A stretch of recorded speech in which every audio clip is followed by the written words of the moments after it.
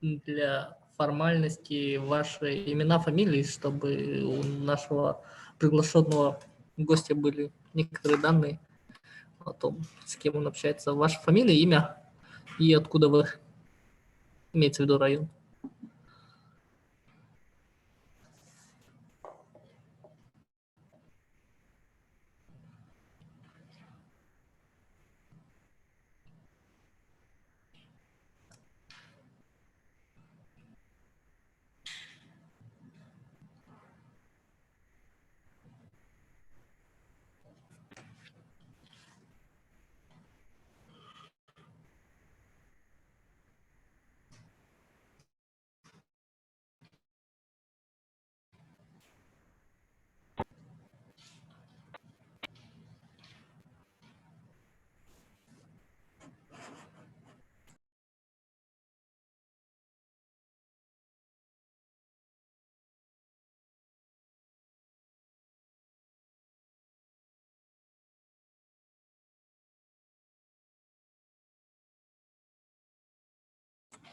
Ага, отлично, спасибо.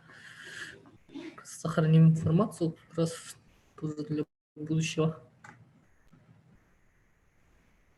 Что предлагаете? Или нет? Подождем еще пару минут или можем начнем? Там кто подключится, тот подключится. То есть вы как раз тут могли видеть руку нашего техспециалиста. Вот. Давай начнем. Ну, что, давайте тогда начинать, в принципе, в тесноте. И в узком нашем обществе поговорим о достаточно интересных моментах. Вот сейчас как раз у нас камеру подключил наш приглашенный гость. Это Алексей Баишев, генеральный директор ООО «Квантум». И, собственно, я передам ему слово. Алексей. Здравствуйте. Я генеральный директор студии Quantum. Я сейчас нахожусь на работе. Вот наша студия. Это сотрудники сидят, работают.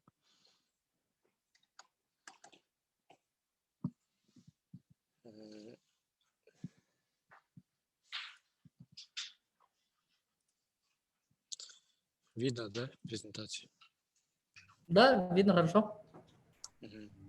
Как открыть свой бизнес в IT? Это имеется в виду открыть именно веб-студию. Я подготовил небольшую презентацию на основе своего опыта. Все хотят бизнес, но меньше инвестиций, но больше возможностей. Какая сфера сейчас самая прибыльная? Это диджитал. Ну, то есть меньше всего получается инвестиций, меньше всего нужно денег, чтобы открыть студию. И сейчас потребность рынка очень высокая на IT. И бывает так, что некоторые проекты, им срочно нужны специалисты, и они даже не могут найти в Якутске хорошую студию, которая бы могла реализовать проект. И мы сейчас движемся в этом направлении. Наша студия, веб-студия, это компания, которая занимается разработкой сайтов и приложений. Это группа людей, где каждый отвечает за свою часть работы. Один человек, который делает сайты, это еще не студия. Один человек, который делает сайты, это называется фрилансер. Ну, он как веб-программист. И состав студии зависит от ее целей. Ее цель создавать сайты, то для этого нужны программисты, дизайнеры, менеджеры по продажам и по работе с клиентами и проект-менеджеры. В веб-студии нет регламента по штату, то есть там может быть какой угодно состав, и работа распределяется очень гибко. Ну, то есть если разработчик сайтов хороший, то он может быть еще работать по другому направлению. Ну и сколько зарабатывает веб-студия? Заработок зависит от стоимости проектов, то есть всегда надо искать проекты, всегда надо общаться с заказчиками, контактировать с заказчиками и, ну, и в среднем обычные студии на один проект, на один сайт, либо на один портал, интернет-магазин зарабатывает примерно 100 тысяч рублей. Это простой проект на основе типовых решений. Ну, то есть обычный сайт, либо обычный интернет-магазин. Потом заказов становится больше, цены повышаются и доход растет. Это есть студии, которые берут очень много, там по 600 тысяч, 900 тысяч за обычные сайты. А есть еще необычные заказы, необычная разработка. Там стоимость зависит от того, как бы насколько требуется усилий и квалификации программистов. Чтобы открыть веб-студию с нуля самому, сейчас попробуем посчитать и по ценам, и по затратам. Регистрации ИП либо ООО стоит госпошлина именно. Это 800 рублей, либо 4000. Но это можно пройти бесплатно, если вы пройдете через какой-либо банк. Любой банк, почти любой банк регистрирует ООО либо ИП бесплатно. И можно даже, ну, получается, вы обращаетесь в банк и говорите, я хочу открыть ИП. Они помогают тебе тогда открыть ИП. Ну, и это все длится около 5 дней. И по итогу вы откроете ИП и счет откроете именно в этом банке. Счет на обслуживание бывает в среднем в месяц 500 рублей. Ну, а так есть нулевые тарифы, где за вывод просто берут деньги. Ну, а так, грубо если говорить, то за счет вы в месяц 500 рублей платите.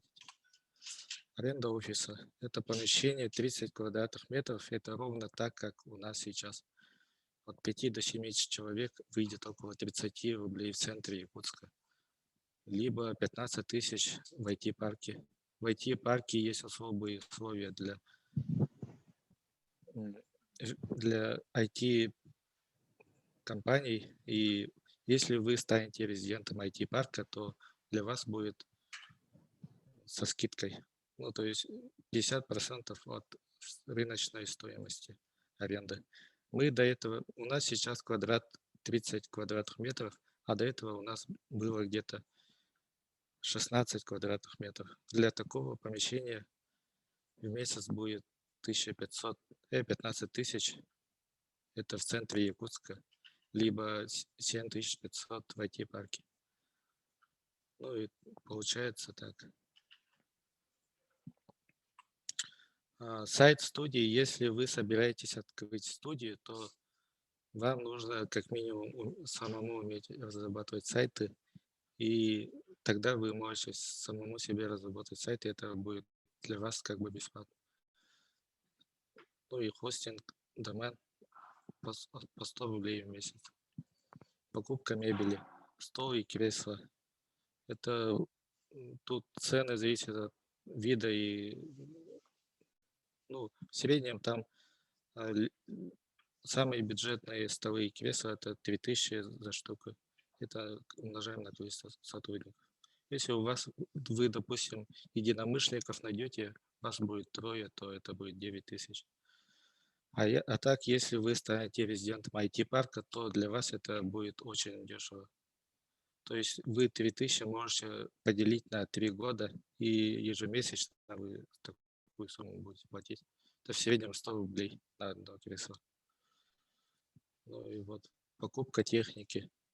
Само собой, ноутбук, либо компьютер от 30 тысяч и выше. Если у вас есть, то хорошо.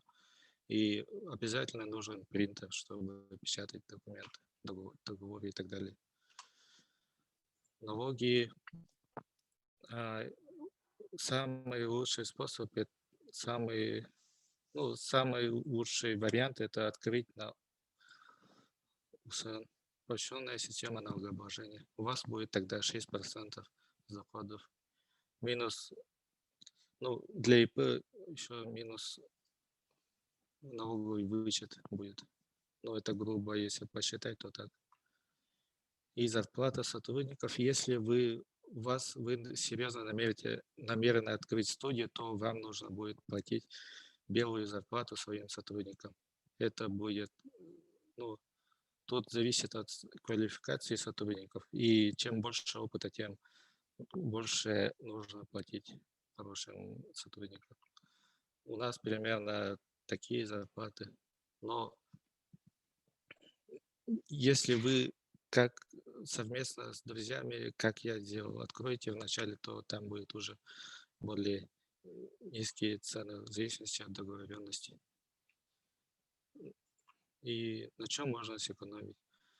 А сейчас к нам очень много компаний обращаются за разработкой сайтов, и они сразу автоматом говорят, а, что они не могут посетить наш офис, хотя тут у нас все меры соблюдены, так как из-за коронавируса все хотят удаленно общаться и работать. И поэтому сейчас самый лучший вариант для того, чтобы открыть веб-студию, потому что не надо будет тратиться на аренде, покупки мебели, техники. Тогда можно будет для малого бизнеса, для какого-то такого разрабатывать сайты и так далее. Ну и вот на этом вы можете на начальном этапе сэкономить, а все это в конце докупить. Самое главное, самое большое вложение на самом деле для студий это не офис, не оборудование и так далее. Самое большое вложение это сотрудники. То есть надо найти и сформировать лучшую команду сотрудников. Вот тогда все будет хорошо. Кого взять в команду? Ну, тут все индивидуально, как бы. Вы как хотите, так и можете все сделать. Для больших веб-студий еще понадобятся менеджеры по продажам, проект-менеджеры, аналитики, бухгалтеры, копирайтеры. А если вы откроете на ИП, то бухгалтерию можете вести сами, если будете на УСН. И также, если откроете ООО, если вы справитесь, то можете также вести сами. Ну, большинство веб-студий, а, те, кто основали студии, они сами ведут бухгалтерию. Для начала можно нанять только программиста, верстальщика. Это самого обычного программиста, который разрабатывает сайты. Либо вы, если сами разрабатываете, то можете сразу начать делать, разрабатывать сайт. И тут уж еще всплывает такой вопрос, где найти заказы. Ну, позже расскажу.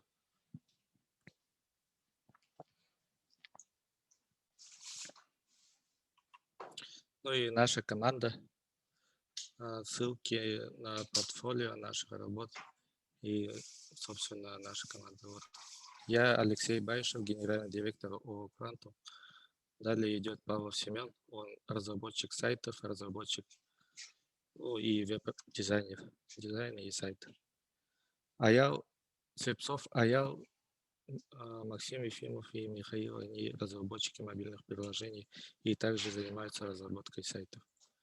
И еще есть Павлов Слепцов Ян, он веб-дизайнер и графический дизайнер. Наше портфолио, я в конце покажу наше портфолио.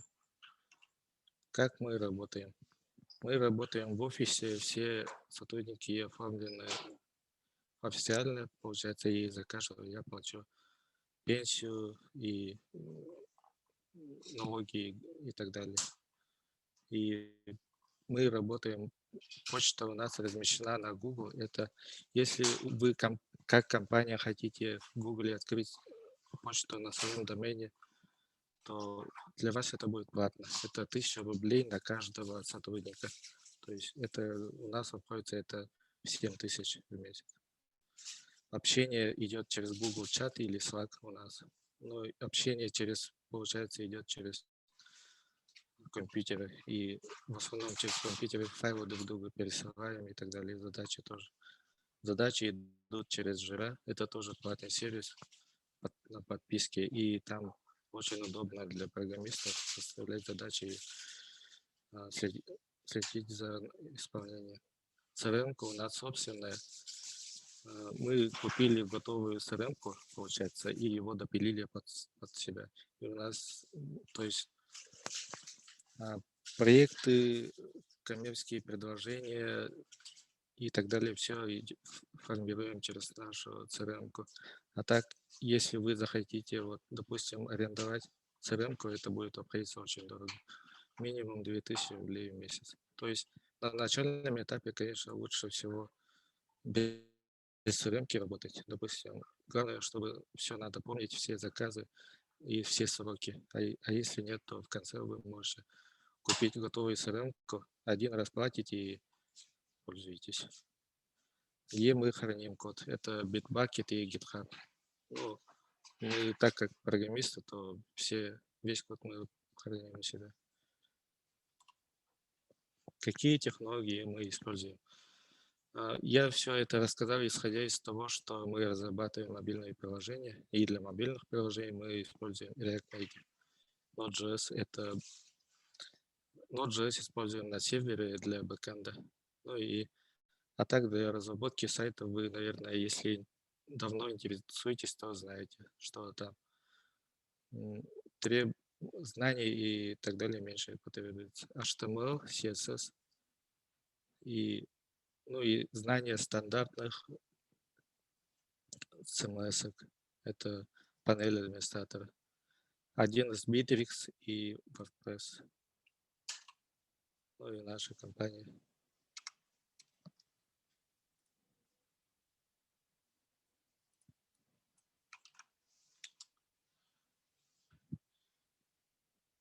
Это наш сайт. Это старая фотография. Мы участвовали в хакатоне и заняли первое место. Это тут тоже написано. И наше портфолио вот.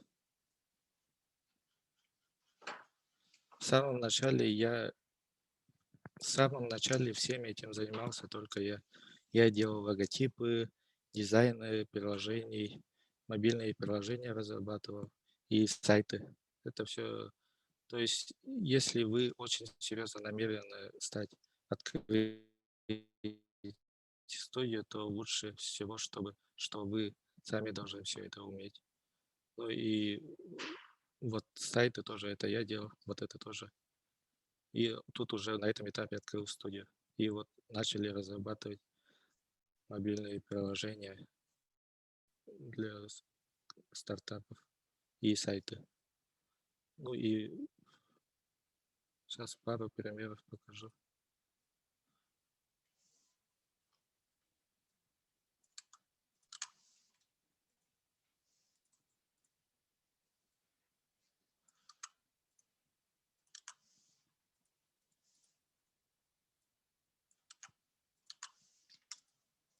Вот разрабатывали сайт для Актемского научно-образовательного центра.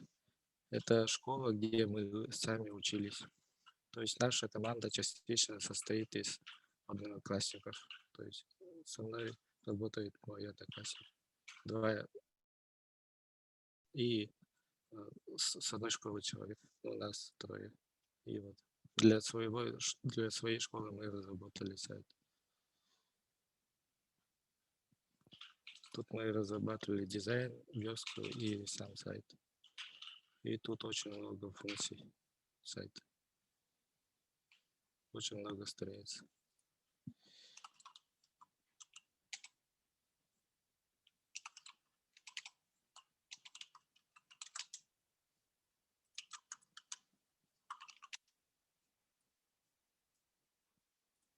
Старый сайт, сейчас покажу. Старый сайт был очень медленный и плохого качества. Вот такой был сайт. И мы сделали вот таким. А также мы разработали сайт для того, чтобы иностранные туристы посещали Якутию. Это называется Trip Якутия. Тут размещаются туры, и любой желающий иностранный турист может посетить сайт и приехать в Якутию. Сайт разработан на 5 языках, и тут тоже очень много работы проделано. Функций и так далее очень много. Тут работала целая большая команда. Даже тут переводчики работали еще.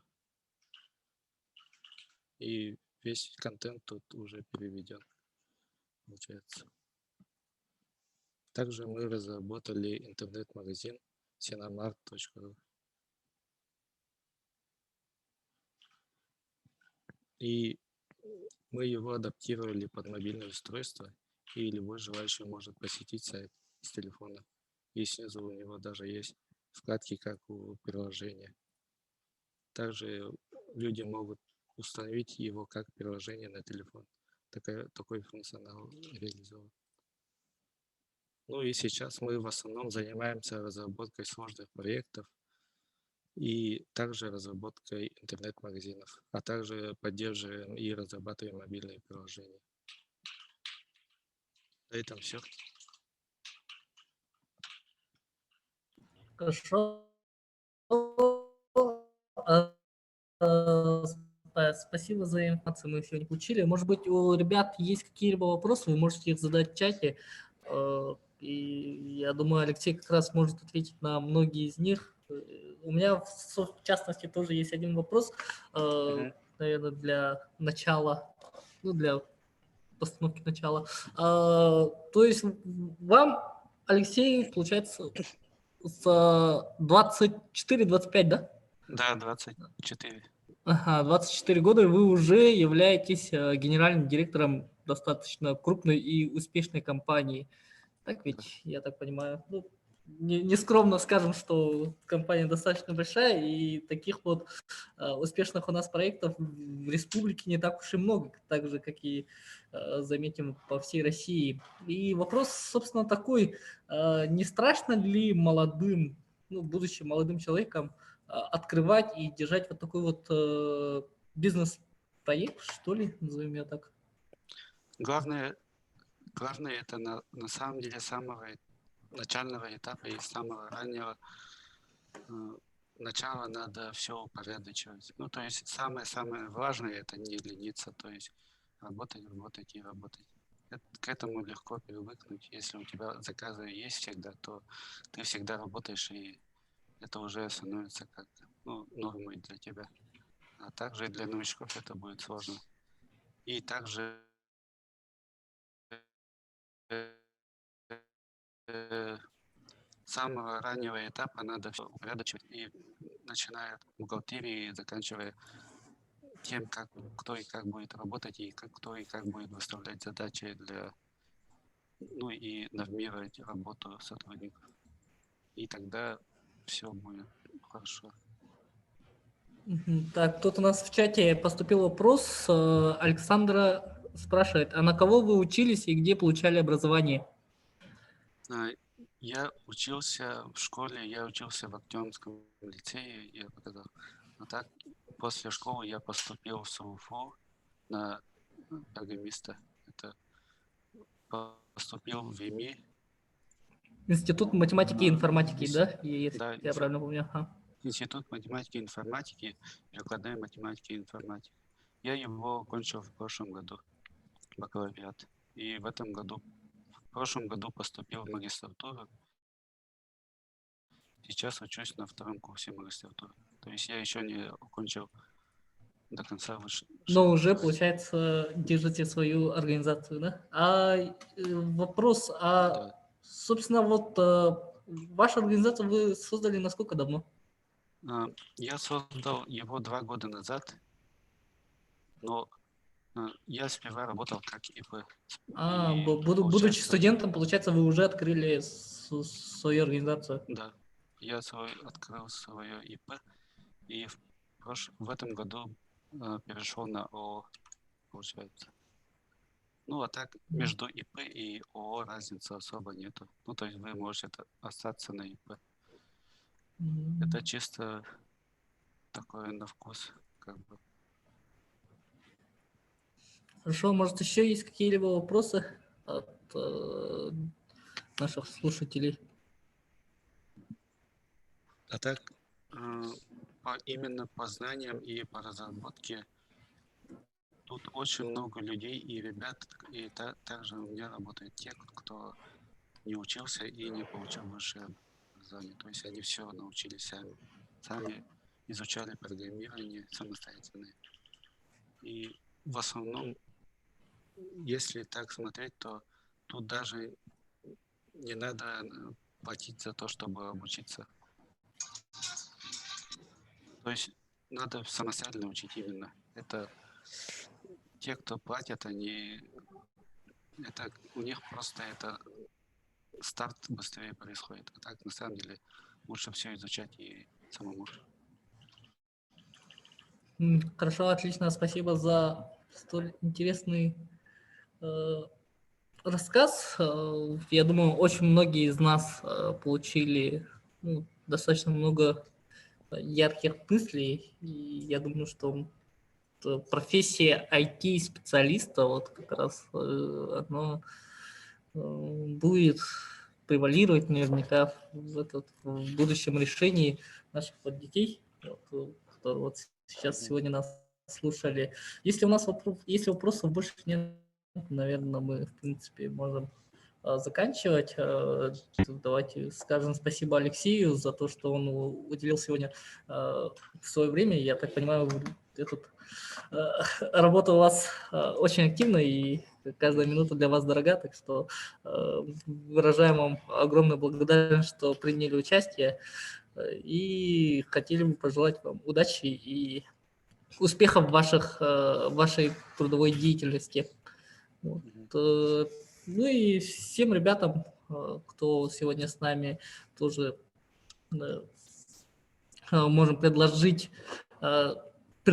свои темы, которые вам интересны, чтобы мы могли также позвать лекторов разного рода профессий. Сегодня у нас посидел как раз вот представители IT-сферы, такие же молодые, как и вы, но уже вот достаточно развитые в своем направлении. Так что если у вас есть какие-либо интересы, вы можете написать об этом в комментариях, чтобы мы могли это все зафиксировать.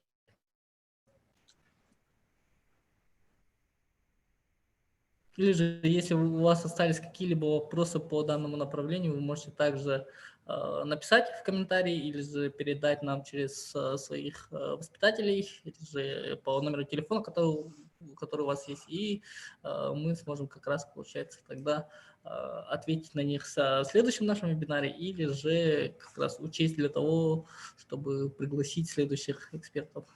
Ну, я так понимаю, вопросов у нас не имеется, тогда всем всего хорошего, всего доброго. Надеюсь, что эта рабочая и учебная неделя пройдет для вас хорошо. Всем до новых встреч, счастливо, до свидания. Всем до свидания.